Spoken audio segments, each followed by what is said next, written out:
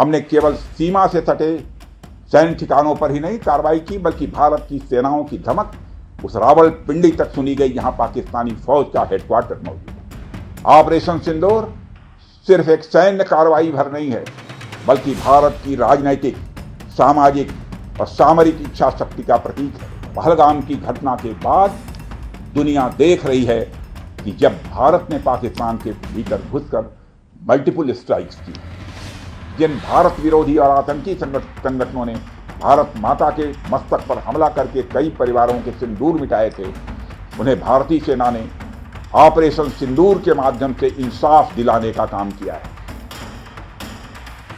और इसके लिए आज सारा देश भारतीय सेनाओं का अभिनंदन कर रहा है।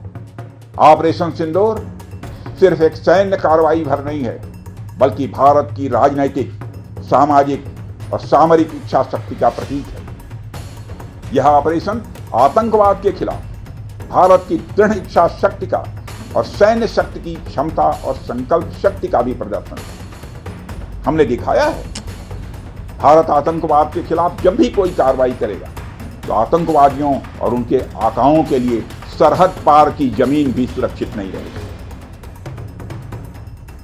भारतीय सेनाओं ने ऑपरेशन सिंदूर को पाकिस्तान में मौजूद आतंकी ढांचा ढहाने के उद्देश्य से लॉन्च किया था।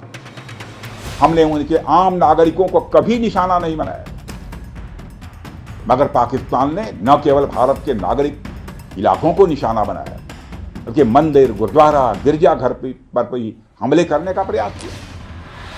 भारतीय सेना ने शौर्य और पराक्रम के साथ साथ संयम का भी परिचय देते हुए पाकिस्तान के अन्य ठिकानों पर भी प्रहार करके करारा जवाब दिया है।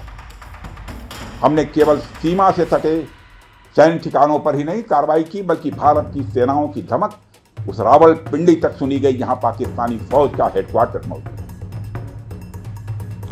मित्रों, भारत में आतंकवादी घटनाएं करने और कराने का क्या अंजाम होता है, यह पूरे विश्व ने उरी की घटना के बाद देखा, जब हमारी सेना ने पाकिस्तान में घुसकर सर्जिकल स्ट्राइक की।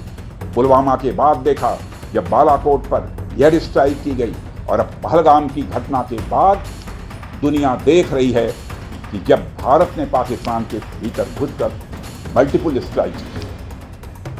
आतंकवाद के खिलाफ जीरो टॉलरेंस की नीति पर चलते हुए हमारे यशस्वी प्रधानमंत्री श्री नरेंद्र मोदी ने स्पष्ट कर दिया है कि यह नया भारत है जो आतंक के खिलाफ सरहद के इस पार और उस पार दोनों तरफ प्रभावी कार्रवाई करेगा। यह हमारे प्रधानमंत्री जी ने स्पष्ट रूप से यह संदेश दे दिया है।